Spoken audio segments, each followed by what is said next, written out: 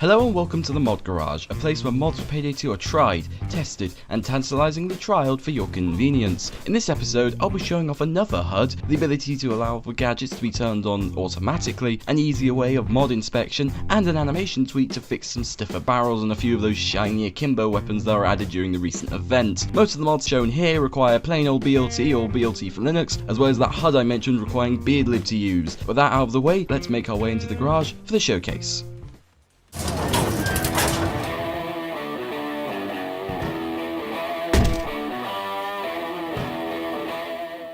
Disable Alesso Heist music. One of the many problems with the Alesso Heist is that it's a very annoying heist to try and play for a variety of reasons. The map design is like a maze and it is really hard to get your head around where you're meant to go. There's no logical connection to get from the top floor to the bottom floor, as all the stairs are just sort of laid out randomly or seemingly randomly. Amusingly, this is one of the few places with less RNG in that specific area, so staircases aren't blocked off like they would be in other heists, but annoyingly, some of the objectives are randomized. So yeah, I don't like this heist for a lot of reasons, but that's one of the main ones. The other one I don't like is that it has one of the most repetitive pieces of music in Payday 2's history.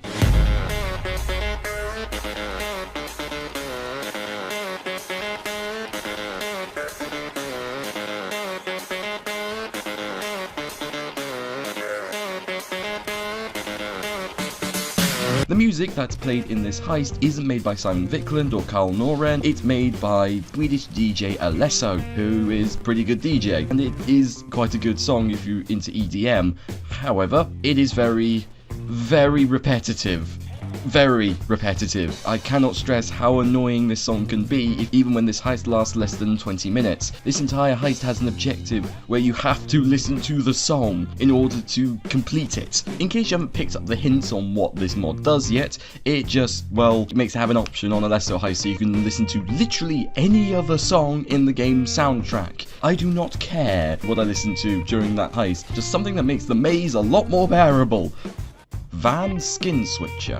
If you ever wanted to change your van skin without going into the safe house, well, there's a mod for that. Exactly what it says on the tin, really. It lets you switch your van skin from ice cream to, I don't know, the Halloween one from any menu in the game, including the safe house if you absolutely want to, which does require a reload of the level because of the way Payday 2's texture mechanics work.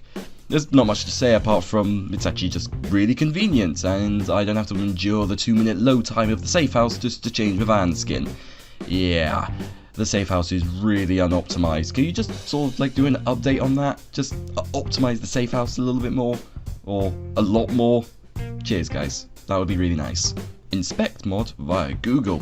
If you decide to join a lobby that has mods, you normally get a little list, which, well, allows you to show which mods are being used. However, if you're on mouse and keyboard, it allows you to click on the mod's name, and it redirects you to the Payday Mods website, which also does an instant auto search for it. That is actually quite clever. While Overkill's intentions were in the right place, it doesn't really work considering a lot of mods are on Mod Workshop, not on the Payday Mods website. Payday Mods is nowhere near as big as Mod Workshop, so this mod just changes so you just inspect it via Google instead of paydaymods.com. This is probably for the best. If you really wanted to, you can go into the code and change it to Bing if you absolutely want to. I mean, who uses Bing, but sure, whatever. Next.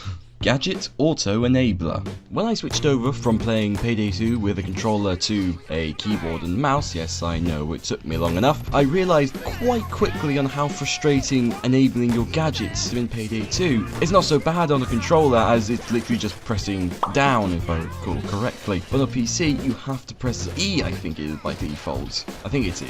Either way, it's frustrating and a tiny little bit annoying. A lot of HUD mods already have this incorporated, such as Wolf HUD and Sydney HUD, so you may not need to download this. However, for those who are not using custom HUDs, then this is a viable option and is well worth your download. This is a quality of life feature that saves me from a hell of a lot of frustration, at least at the start of the game anyway.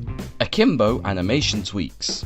Akimbo animation tweaks changes all of the Akimbo pistols to have the same animation as the Castigos. The reason being is that the Castigos have a fairly dynamic and really interesting animation. They look really animated and such. Yeah, that made way more sense in my head. When Overkill released a lot of the Akimbo animations during the spring break updates, they sort of skimped out on the animations for a lot of the Akimbo weapons, and with possible exception with the SMGs and a few of the pistols, a lot of them have really stiff animations like the Bronco 44 revolvers, in which the barrels don't even move. It just looks wrong. This mod obviously changes to what I just described, and now it looks much more energetic. Also, the other reason why this video was delayed by about a month was because trying to record basically every single Akimbo weapon in the game is surprisingly hard.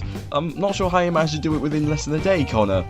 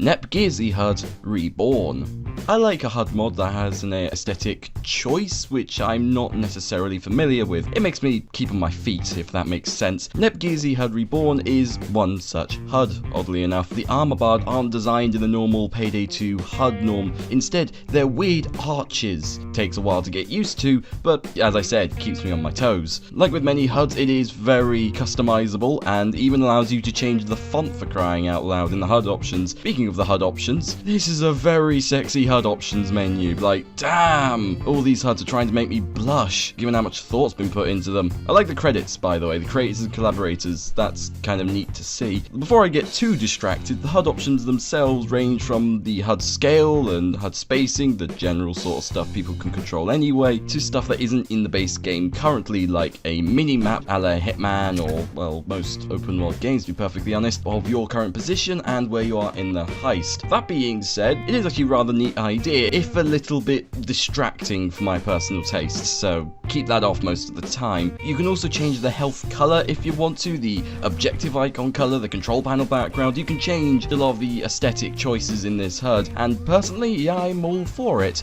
It looks rather futuristic. Unique to this HUD mod is something called the starring feature, which shows who's playing in this heist at the start of the heist itself, for those who apparently want to appear in movie credits. It's nice to have, I guess, if you have like a 5-second goldfish memory or whatever. Interestingly enough, on the bottom panel where all the players that are currently in your lobby, they all have the avatar icon. It's a feature I've not seen before, and to be honest, I don't think I'll ever see it again. It's not something I need. Sorry, Nepgearsy HUD, I don't understand why you even have this. Better identification, I guess. Still though, I'll probably be sticking to Void UI or Wolf HUD for the foreseeable future. I appreciate its existence for those who want it. So those were the mods that I found on Mod Workshop that I thought, you know, maybe people would actually like to try out and enjoy and such. Happy installing, and I thank you very much for watching.